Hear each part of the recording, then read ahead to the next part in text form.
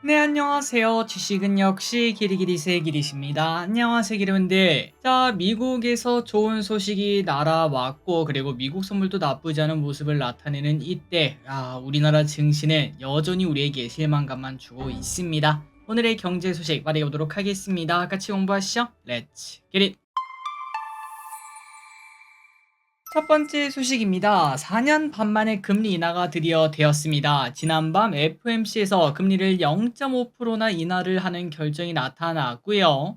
시장에서 예상을 했지만 실제로 할까라는 의견이 많았으나 그런데 실제로 0.5% 빅컷을 단행한 걸 확인할 수 있습니다. 또한 이어진 파월의 발언을 보면 연내에 추가적으로 금리를 인하할 수 있다라는 얘기도 나왔습니다. 자, 그렇다면 빅컷이 나오면 따라 나오는 걱정이 있죠. 맞습니다. 경기 침체 걱정 때문에 이렇게 선제적으로 크게 내린 거 아니냐라는 얘기가 나타나고 있는데, 하지만 파월은 여기에 대해서도 비둘기를 날려줬습니다. 빅컷이 경기 침체가 임박했다는 의미가 아니다라고 말을 했고, 지금 미국의 경제는 양호하고 견조한 속도로 성장을 유지하고 있으며 인플레도 낮아지고 있다며 침체나 둔화의 어떠한 신호도 보이지 않는다라고 좋게 말을 했습니다. 물론 그럼에도 일각에서는 잠재적 경제 둔화에 뒤처지지 않기 위해 인하를 먼저 때린 거 아니냐 이러한 이야기는 나오고 있지만, 하지만 일단 파월은 아니라고 말을 하고 그다음에 우리가 또 봤을 때도 뭐 심각한 크러쉬가 발생되진 않았지 않겠습니까? 그러다 보니까 어제 미국 증시는 좀 갈팡질팡했지만 지금 현재 미국 선물은 크게 상승하는 모습이 나타나고 있습니다. 자, 그러니 결국 비둘기였다라고 말을 해볼 수 있는데요. 그런데 오늘 우리나라 장은 또 하락하는 모습입니다. 그래서 이런 상황이 나타나다 보니까 우리나라 증시 답은 있는가에 대해서 고민이 많아질 것 같은데, 지금 현재 증권가들은 어떻게 보는지 한번 보도록 하겠습니다. 자, 증권가의 전망이 몇 개월 사이에 많이 바뀌었습니다. 지난 7월만 하더라도 증권가에서는 코스피 3천 간다라고 말을 했었는데요.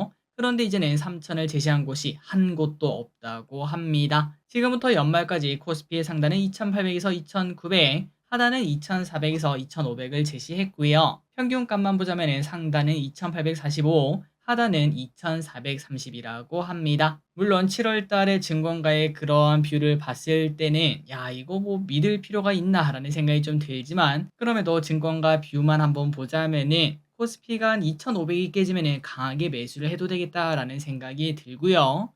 혹시나 한 2,700, 2,800을 뚫고 올라간다면 그때부터는 비중 조절을 해야겠다라는 생각도 해볼 수 있겠습니다. 그리고 이제 지수는 그렇다고 치고 그 다음에 증시를 주도한 섹터는 뭐가 있는가 봤더니 바로 제약바이오를 꼽았다고 합니다. 이거는 뭐 정답이라고 말을 해볼 수 있겠죠. 미국 대선의 영향을 크게 받지 않고 그리고 생물보험법의 반사이익도 가능하며 대표적인 금리 인하 수혜주 아니겠습니까? 물론 예전부터 지금까지 많이 오르기도 했지만 보통 금리 인하 시기에는 바이오가 지속적으로 관심을 받기 때문에 추가적 상승 기대감은 분명 존재할 것 같습니다. 제약 바이오 관심 있게 볼 필요가 있고, 그리고 또 예전부터 우리가 공부했다시피 사실 개별적으로 공부하기가 많이 어려운 섹터가 제약 바이오 아니겠습니까? 변동성도 크고요. 그렇기 때문에 혹시나 이제 관심은 있으나 뭘 사야 될지 모르겠다면은 ETF로 간접 투자하는 게 정답이라고 생각합니다. 다음입니다. 하이닉스 어떡하죠? 모건 스탠리의 한 방이 크게 들어오는 모습입니다. 우리 쉬는 날에 갑자기 매도 리포트를 때리더니 하이닉스는 오늘 장중 10% 넘게 급락하는 모습이 나타났죠. 다행히도 지금은 좀 회복하는 모습이 나타났으나 중요한 거는 더 하락할 수 있다는 공포감인 것 같습니다. 자, 그렇다면 하이닉스의 목표가를 얼마를 때렸길래 그러나, 지금 이렇게 하락해도 15만 원인데 목표가를 12만 원을 때렸고요. 삼성전자는 7만 6천 원으로 축소를 시켰습니다. 그나마 삼전은 지금보다는 목표가가 높은 상황이라 일각에서는 하이닉스 팔고 삼성전자 사야 된다라는 얘기도 나오고 있습니다. 자, 다만 여기에 대해서 모건 스탠리에 대한 그러한 안 좋은 이야기도 많이 나오고 있습니다. 매번 거의 한 3년마다 한국 반도체를 때리는 모습이 나타나고, 그리고 지난 금요일 모건 스탠리 창구를 통해서 100만 주가 넘는 매도가 나왔다고 합니다. 그러다 보니까 모건 스탠리는 이러한 리포트를 낼 걸 이미 알고 있었던 거 아니냐, 알고 이렇게 매도 때린 거 아니냐라는 얘기도 나오고 있습니다. 어쨌든 반도체에는 노이즈가 나오고 있습니다. 굳이 이걸 보고 야 싸다 싸 지금 사야 된다 라는 생각에 바로 매수를 들어가는 것보다는, 떨어지는 칼날 매번 보셨죠? 이거 딱 그 생각하시면 될 것 같습니다. 어디까지 하락할지는 모르겠으나 작년 말쯤 이제 2000지가 고점 찍고 떨어지기 시작할 때, 그때 사람들 얼마나 많이 매수를 하지 않았겠습니까? 야, 이 정도 떨어졌으면 다시 올라갈 거야. 그러한 낙관적인 생각이 분명 나올 수도 있지만, 하지만 떨어지는 칼날은 어디까지 떨어질지 모르기 때문에 가장 무서운 거라는 걸 잊지 않았으면 좋겠습니다. 일단 반도체는 피할 필요가 있겠네요. 다음입니다. 자, 그렇다면 도대체 뭘 사야 되니? 자, 자율주행과 STO를 저 길이는 지속적으로 말씀드리고 있는데요. 일단 자율주행에 대해서 오늘 좋은 이야기가 나왔고 주가도 좋은 모습을 나타냈습니다. 자, 항상 증시가 하락하고 난 다음에는 새로운 주도주가 탄생하는데 일단은 바이오가 가장 강력한 건 사실이고요. 그리고 테마주 단에서는 자율주행을 관심 가질 필요가 있겠죠. 그렇다면 오늘 자율주행 관련주가 오른 이유가 뭔가? 현대차가 구글 자회사 웨이모와 함께 로보택시 위탁 생산 논의를 시작한다는 얘기가 나왔습니다. 그리고 현대차 입장에서는 자동차 파운드리를 원하고 있는데 그 신호탄으로 좋은 기회가 될 수 있다고 하네요. 그리고 10월 10일 정말 큰 거 있죠. 로보택시 공개도 있다는 걸 잊으면 안 되고 올 연말은 자율주행의 시간이 될 수 있다는 것도 우리가 관심 있게 생각을 해야 될 것 같습니다. 오늘 강했던 관련주는 스마트 레이더 시스템, 퓨런티어, 라이콤, 모트렉스 등등이 있었습니다. 그리고 차트를 한번 보자면 스마트 레이더 시스템 겉토양 최근 들어 터트리는 모습이 나타나고요. 여기 보시면 퓨런티어도 마찬가지로 겉토양 터뜨리면서 지속적으로 우상향하는 모습. 라이콤은 조금 아쉬운 모습을 나타내지만 한때 또 대장 아니었겠습니까? 이번에도 대장을 할 수 있을지 보도록 하겠습니다. 다음입니다. 현대차가 통신사를 품었다는 이야기가 장중에 나왔습니다. 바로 KT의 대주주가 현대차 그룹으로 확정되었다라는 얘기가 나왔는데요. 아니 길이 KT의 원래 대주주가 누군데 하고 봤더니 바로 국민연금공단이었다고 합니다. 그런데 원래는 8.53%를 들고 있던 국민연금공단이 7.51%로 일부를 매각하는 모습을 나타냈고 이에 원래 7.89를 들고 있던 현대차그룹이 자동으로 대주주가 되었다고 하네요. 물론 큰 지분이 아니라서 현대차가 KT에 대한 경영권 행사는 어렵다고 합니다. 하지만 일각에서는 자율주행 시대에 맞춰서 결국 통신도 따라올 필요가 있지 않겠습니까? 현대차의 통신에 대한 파트너십이 나타날 것으로 예상이 된다고 하네요. 다음입니다. 공모주 이야기 해봐야겠죠. 스마트 팩토리 관련주인 로봇 기업 제닉스의 청약이 오늘부터 내일까지가 있습니다. 주관사는 신영증권이랑 KB증권이고요. 배정 주식수가 많이 적기 때문에 받을 확률은 조금 낮은 편이죠. 그러나 당첨만 되면 점심값 이상을 노릴 수 있기 때문에 분명 청약을 하는 게 좋다고 말할 수 있겠습니다. 잊지 말고 청약하시기 바래요. 다음입니다. 그리고 K뱅크, 더본코리아 등 이름만 들어도 기대가 되는 대여급도 올리를 기다리고 있습니다. K뱅크는 무려 4조에서 5조급 대여라고 하며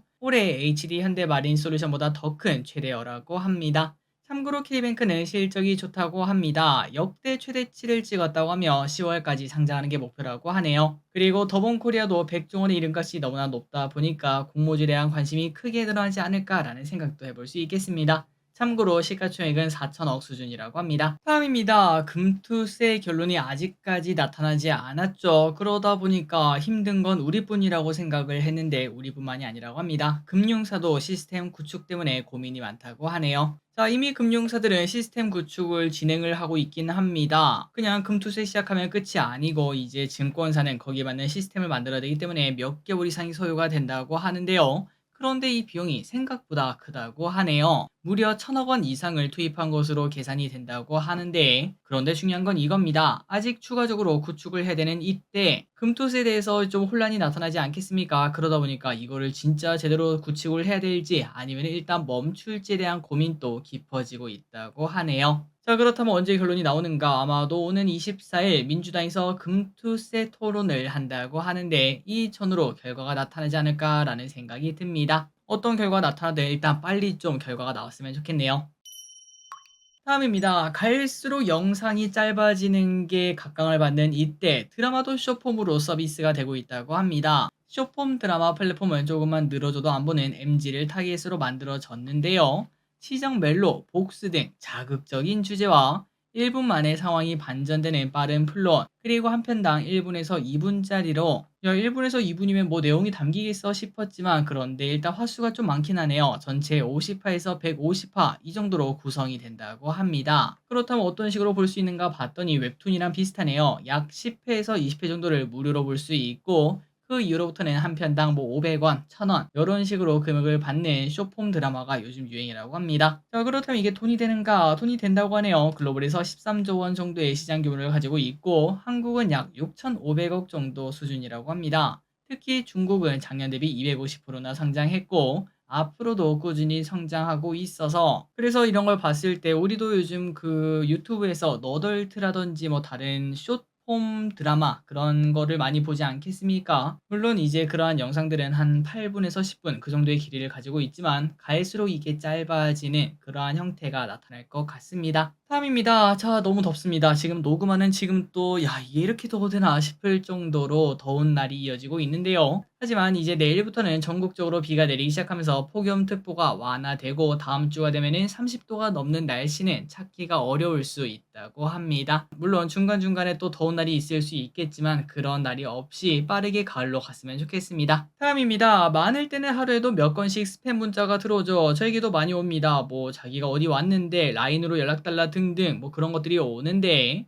뭔가 최근 들어 좀 늘어난 것 같다라는 생각이 들었는데 실제로 그렇다고 하네요. 한국인터넷진흥원에 따르면은 올해 1월에서 8월 휴대폰 스팸 신고 건수는 전년 동기보다 68%나 증가했다고 합니다. 작년 전체 신고 건수가 3억 건에 가까웠는데 그런데 벌써 그 근처까지 다다랐다고 하네요. 자, 물론 이렇게 스팸 신고 건수입니다. 스팸을 보낸 건수가 아니라 신고 건수. 그러니까 스팸 자체는 훨씬 더 많다는 의미가 될 것 같고, 그렇다면 스팸 신고가 이렇게 늘어난 이유가 뭔가? 작년에 휴대폰의 스팸 간편 신고 기능이 개선되면서 작년 한 해에 엄청나게 급증을 했다고 하는데요. 그런데 올해는 작년이랑 똑같은 그런 시스템을 가지고 있음에도 증가세가 이어지고 있기 때문에 스팸이 확실히 늘어났구나라는 얘기를 해볼 수 있겠습니다. 자, 그렇다면 이렇게 스팸이 급증한 이유가 뭔가? 바로 인풋보다 아웃풋이 크기 때문에 그렇습니다. 스팸을 보내는 것도 돈 아니겠습니까? 그리고 우리가 봤을 때 스팸 대부분 좀 허접하기 짝이 없죠. 그럼에도 불구하고 거기에 속는 사람들이 생각보다 많나 봅니다. 그러니까 이러한 스팸을 계속 보내는 걸로 보인다고 합니다. 다음입니다. 크래프톤이 모바일 패럴들을 만든다라는 얘기가 잠시 등장했죠. 개인적으로 패럴들을 정말 재미있게 했던 유저로서 이 소식을 듣자마자 와, 대박이다, 꼭 해야지라는 생각을 했습니다. 글로벌 동접자 2위까지 기록한 바 있는 패럴들,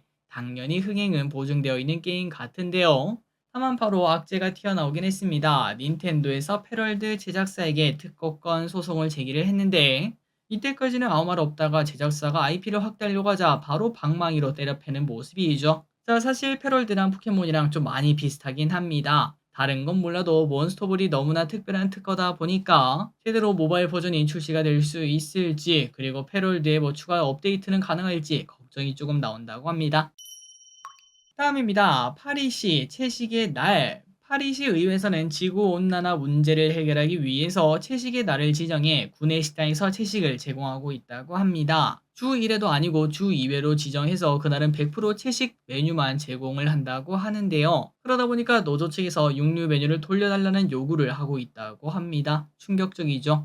그리고 육체 노동이 많은 미화원이나 정원사 등은 음식 선택의 자유를 강조하며 고기를 돌려달라고 강하게 항의하고 있다고 합니다. 자, 그래서 이런 걸 봤을 때 유럽은 너무 깨어있는 느낌이 좀 들긴 합니다. 이번 파리 올림픽에서도 채식 위주의 식단이 나오면서 야, 운동선수가 그거 먹고 어떻게 운동하냐 라는 얘기가 나오기도 했었죠. 그럼에도 이러한 노력이 있기 때문에 세상이 조금씩 변하는 거 아닌가라는 생각도 조금 들었습니다. 물론 저 기릿은 고기 없이 못 살지만요. 마지막입니다. 대선 토론 후에 지지율 격차가 더 벌어지면서 해리스 부통령이 앞서 나오고 있다는 거 다들 아실 거로 생각합니다. 게다가 이번에 금리 인하까지 나왔죠. 그러다 보니까 해리스가 더 유리해진 상황이 나타났다고 하네요. 자, 그렇다면 금리 인하랑 해리스랑 뭔 상관인가? 바로 금리 인하로 주식시장이 오르게 되면은 대출 등의 이자율이 하락하고 전국 소비자들에게 영향을 미칠 수밖에 없습니다. 그러면은 대선 전까지 현 정부에 대해서 긍정적인 평가가 나오다 보니까 굳이 우리가 트럼프를 선택할 필요가 있을까? 요런 얘기가 나온다는 거겠죠. 그래서 이제 오늘 우리나라 장에서도 해리스 관련주가 상승 출발했고 낙태 관련주, 신재생 관련주가 좋은 흐름을 나타냈습니다. 그리고 개인적으로 낙태 관련주나 마리아나 관련주 그 친구들보다는 더 멀리 갈 수 있는 친구들은 당연히 신재생 에너지 관련주라고 생각합니다. 왼쪽에 보이는 CS 윈드 등 해리스가 당선이 되기만 하면은 추가적으로 상승 기대감 분명 나오지 않겠습니까? 단순 테마주보다는 이렇게 숫자가 찍힐 수 있는 신재생 에너지 관련주를 보는 게 좋겠죠. 자, 오늘의 공부 여기까지 끝났습니다. 항상 이렇게 같이 공부해서 진심으로 감사합니다. 지금까지 길이셨습니다. 빠이요.